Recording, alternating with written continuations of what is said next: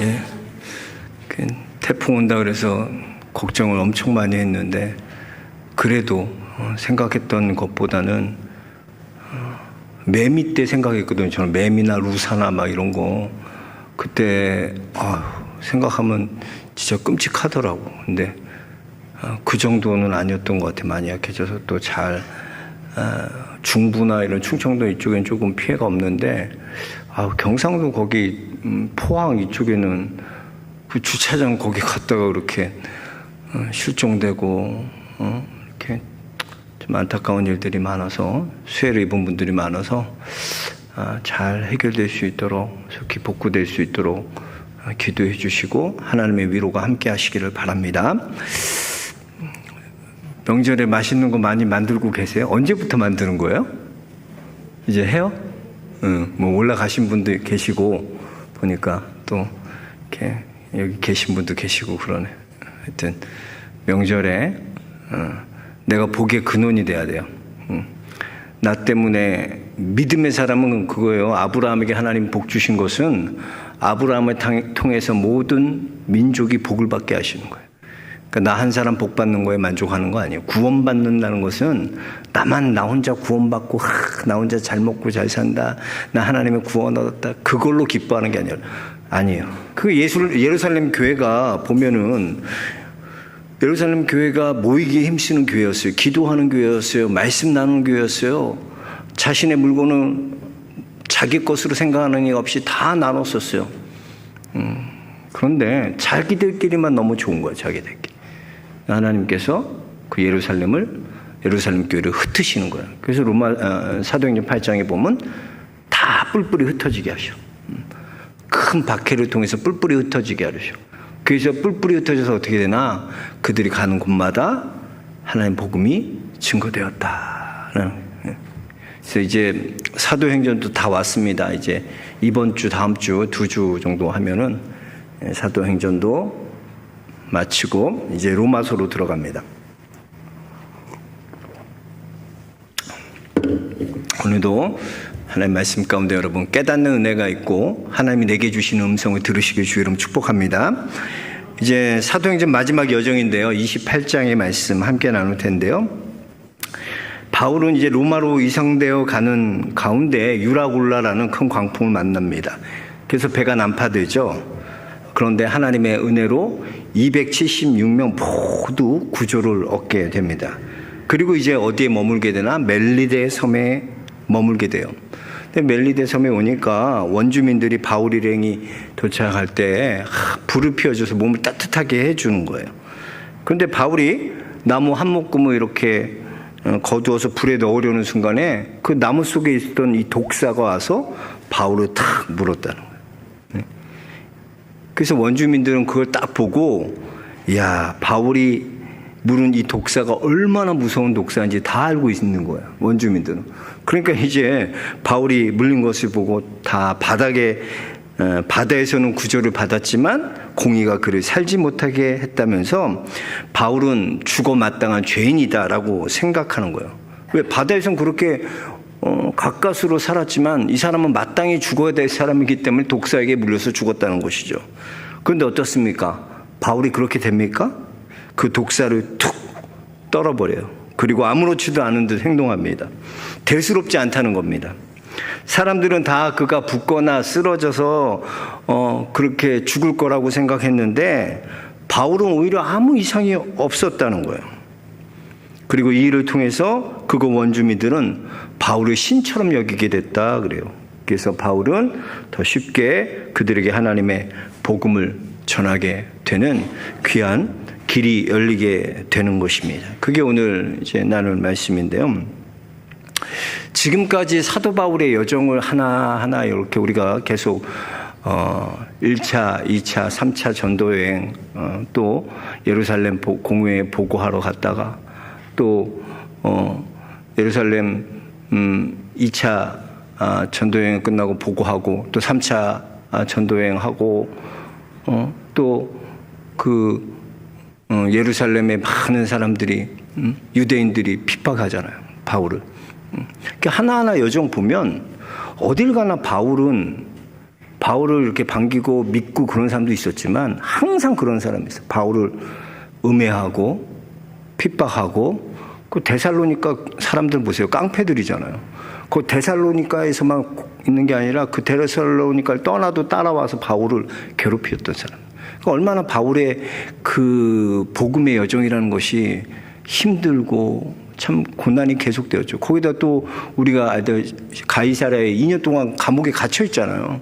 갇혀 있는 동안 얼마나 애가 탔습니까? 예. 그리고 이제 로마로 가면은 또 하나님께서 길을 열어주셔서 로마로 죄수가 돼서 가는데 그럼 길이 잘 열려야 되는데 보니까 배가 이렇게 난파돼가지고 그래서 멜리데 섬에 가까스로 멜리데 섬에서 구조받고 그러니까 바울의 여정 하나하나가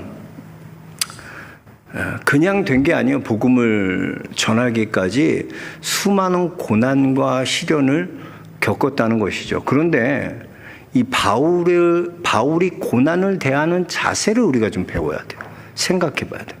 한번 바울이 고난을 대하는 자세와 여러분들이 고난을 만났을 때 여러분들이 고난을 대하는 자세가 어떻게 다른가 한번 좀 생각해 봤으면 좋겠습니다. 바울은 이 고난이라는 자극을 통해서 더 하나님 앞에 성장했어요. 그래서 보면 고난 당하는 거 보면 어떤 사람은 고난 당하는 것 때문에 더 인생이 쪼그라드는 사람이 있어요. 그런데 또 똑같은 그 사람도 고난을 당하거든요. 근데 그 고난을 통해 그 사람은 어떻게 되나 하나님 앞에 더 성장하고 성숙해지는 그런 그리스도인들이 있다는 거예요. 예.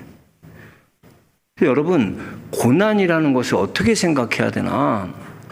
고난은 여러분 벌이 아니에요. 예? 내가 지은 죄가 많아서 받는 벌이 고난이 아니라는 거죠. 예? 절대 여러분 그렇게 생각하시면 안 돼요. 내가 지은 죄가 많아서 이런 고난을 당하지. 그래서 엄마들 보면 자녀들이 막 사춘기 때 반항하고 어긋나고 막 그러면 다 자기가 잘못 키워서 그런 거라고. 내 죄 때문에 그런. 하나님 앞엔 그렇지 않습니다, 여러분. 고난이 벌이 아니에요. 근데 우리는 어떤 생각하나 이 고난을 벌로 죄의 결과로 생각해. 예. 벌이라고 생각해. 벌이라고 생각해. 그렇지 않습니다, 여러분. 내 지은 죄 때문에 내가 이렇게 벌을 받게 된다는 게 아니라는 거예요. 생각해 보세요. 그렇다면 예수 그리스도의 십자가 상에서 우리를 구원하신 그 용서와 사랑은 뭐예요? 우리가 새 사람이 되었고 우리가 용서함 받았다고 말하는데 그럼 그 용서함은 뭐예요? 죄는 용서받았지만 벌은 받아야 되는 거예요? 그런 용서예요? 그럼 그게 완전한 용서입니까? 예수 그리스도의 십자가의 용서는 그런 용서가 아니에요. 우리가 생각하는. 네? 죄는 받았지만 벌은 받아야 된다. 그게 아니라는 거예요. 예수님께서 우리 위해 십자가에 죽으시고 우리 죄와 허물을 위해 죽으신 것은 완전한 용서입니다. 완전한 구원임을 믿으시길 주의 이름 축복합니다. 예수 그리스도의 십자가의 용서는요, 우리 모든 죄와 허물을 용서하기에 충분한 그런 용서인 것입니다. 예수님께서는 우리의 죄와 모든 허물을 위해 십자가에서 자신의 물과 피를 다 쏟으셨어요. 그 십자가의 사랑으로 우리는 용서받았습니다. 우리를 용서한 그 사랑은 충분한 거예요. 우리가 구원받을 만한 충분한 용서인 것입니다. 그래서 여러분, 예수 그리스도의 용서함을 믿으면서도 왜 우리가 용서하지 않나? 우리 안에 그런 모티브가 있는 거야. 다윗이 죄를 바세바 범했을 때 하나님이 용서해 주신다 그랬지만 뭐 벌은 받는 것처럼 우리 안에 그러한 모티브가 있으니까 자꾸 그런 생각을 하게끔 만들어. 그러나 여러분, 예수 그리스도의 십자가는 완전한 거예요. 제가 보면 또 권사님도 그래, 항상 그 권사님, 믿음 좋은 권사님, 기도 많은 권사님인데 항상 죄의식에 빠져 있어. 어떨 때 막 좋았다가 목사님 막 하나님 앞에 용서받았다고 막 그랬다가 또 와서 또 상담하면 또 원점으로 돌아가 있어. 그 권사님은 맨날 원점으로 돌아가 있어. 권사님, 예수 그리스도께서 권사님을 용서하신 걸 믿습니까? 목사님 믿습니다. 믿어요. 그런데 제가 이렇게 된 게 다시 원점으로 돌아가서 또 예수 그리스도 그 십자가 용서라는 건 뭐예요? 완전한 용서인데. 그래서 이사야 53장 5절에 보면 그가 찔림은 우리의 허물 때문이요 그가 상함은 우리의 죄악 때문이라. 그가 징계를 받음으로 우리는 평안을 누리고 그가 채찍에 맞음으로 우리는 나음을 받았도다. 이미 나았어요. 그렇습니다. 예수 그리스도께서 우리를 대신하여 모든 벌을 받으셨기 때문에, 대속하셨기 때문에 우리는 완전히 용서받은 것입니다.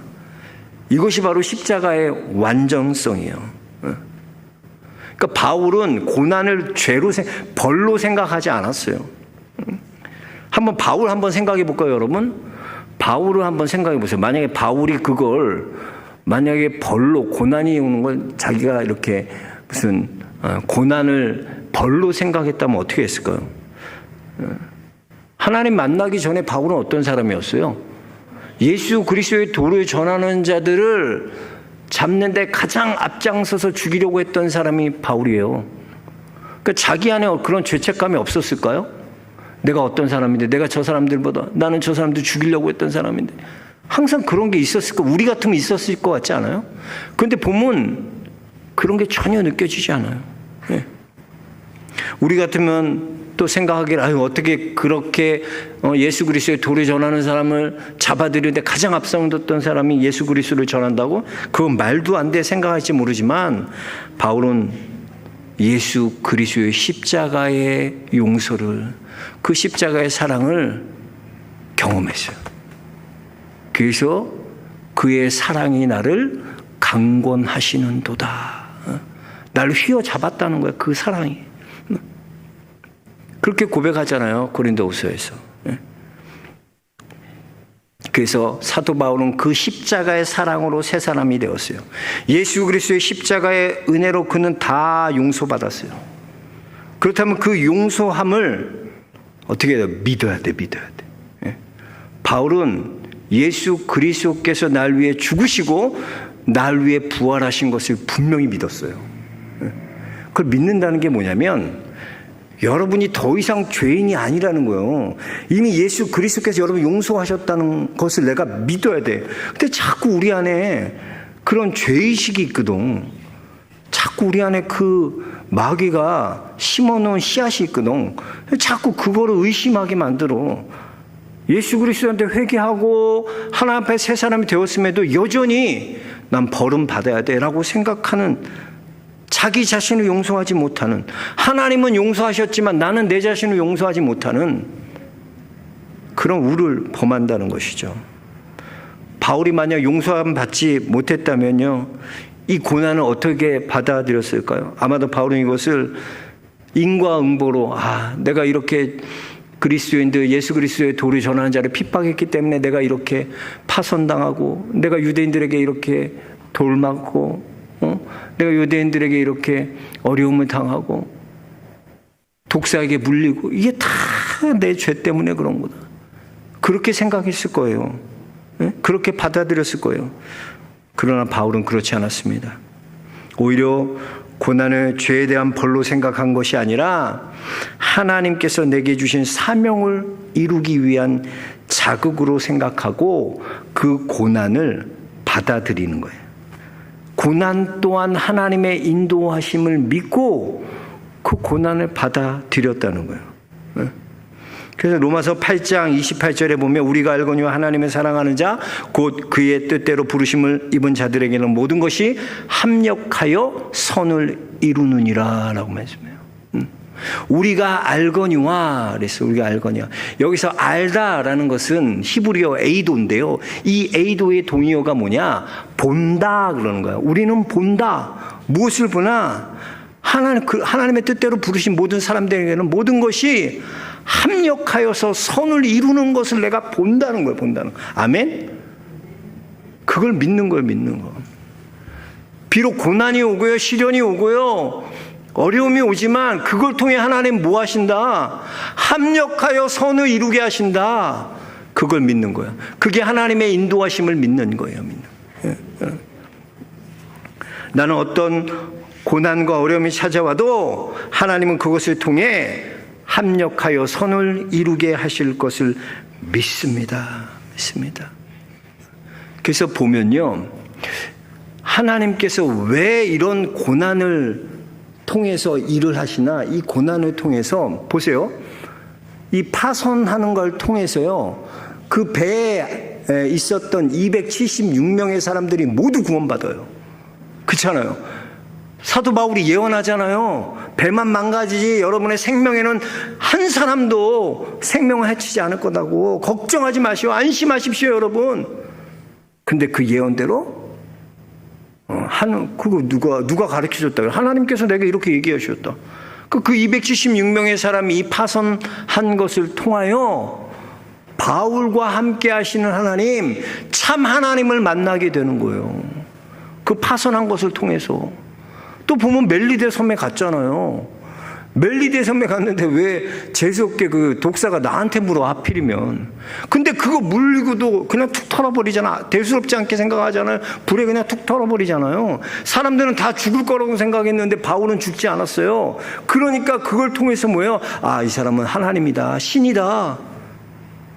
그러면서 사도 바울이 그곳에서, 자, 한번 우리 7절 읽어봅시다.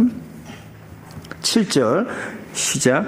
7절 8절 시작. 이 섬에서 가장 높은 사람 보블리오라나 하는 이가 그 근처에 토지가 있는지라 그가 우리를 영접하여 사흘이나 친절히 머물게 하더니 보블리오의 부친이 열병과 이질에 걸려 누워 있거늘 바울이 들어가 기도하고 그에게 안수를 낫게 하며 이러므로 섬 가운데 다른 병든 사람들이 와서 고침을 받고 그래서, 자, 사도 바울이 누구의 이름으로 기도했어요? 예수 그리스도의 이름으로 기도했어요. 그러니까 그 전까지 사람들은 그 바울이 신이 좀 미개했나 봐, 이 사람들이. 멜리데 섬에 있는 사람들이, 원주민들이. 그러니까 바울을 신처럼 근데 바울은 신이 아니야. 난 내가 신이 아니라 내가 누구의 이름의 능력을 힘입어서 예수 그리스도의 능력을 힘입어 예수 그리스도의 이름으로 안수하고 예수 그리스도의 이름으로 기도하고 안수할 때 모든 병마가 떠나는 것을 보았어요. 그 멜리데 사람들이 그것을 보고 그 예수 그리스도의 나타나심, 바울이 힘이 아니라 예수 그리스도의 이름으로 기도할 때 하나님이 이렇게 고치시는구나, 예수 그리스도의 이름의 영광이 나타나는구나. 이 바울의 이 고난을 통해서, 이 독사에 물린 걸 통해서 그들에게 하나님의 복음이 전해지게 되는 거예요. 그러니까 하나님께서는 모든 것이 합력하여서 하나님께서는 선을 이루게 만드는 거예요.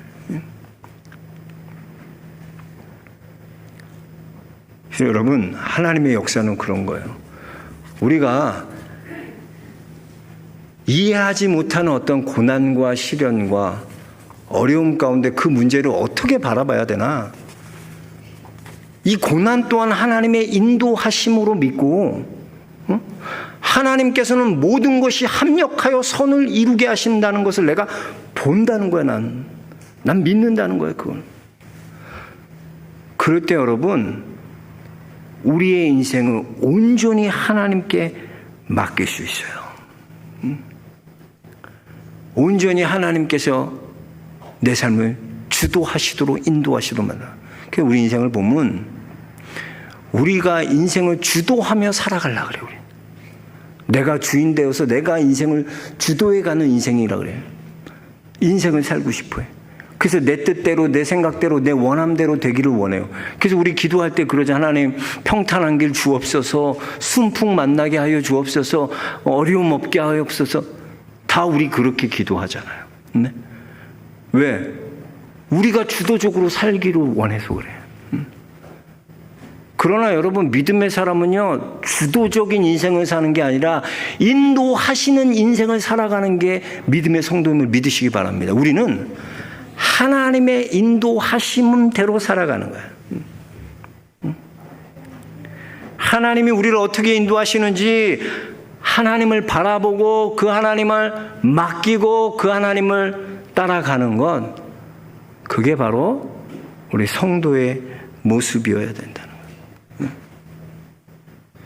여러분, 우리가 한번 생각해 보세요. 왜 우리가 자신을 돌아볼 때 이 고난이라는 문제를 받아들이지 못하나? 내가 주도하려고 하기 때문에. 내가 주도하려고. 그러니까 고난에 내가 주도하는 인생에 고난은 있을 수 없다는 거죠. 내가 주도하는 것에 이 어려움은 있을 수 없다는 거예요.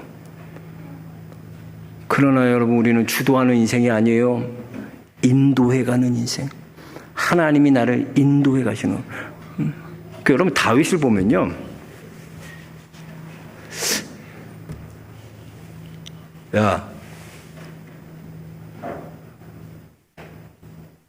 예배 시간에는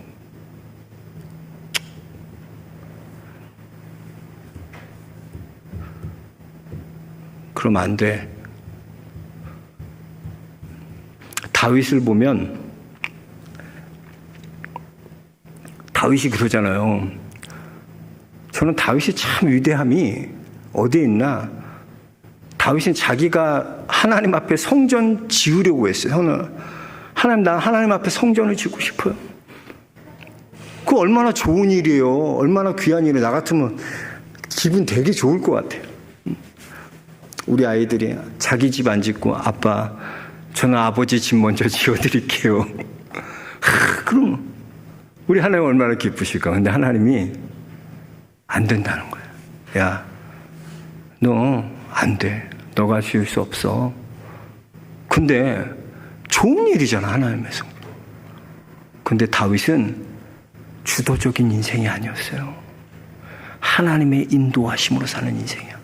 그러니까 하나님이 하지 말라고 할 때 멈출 수 있는 거야.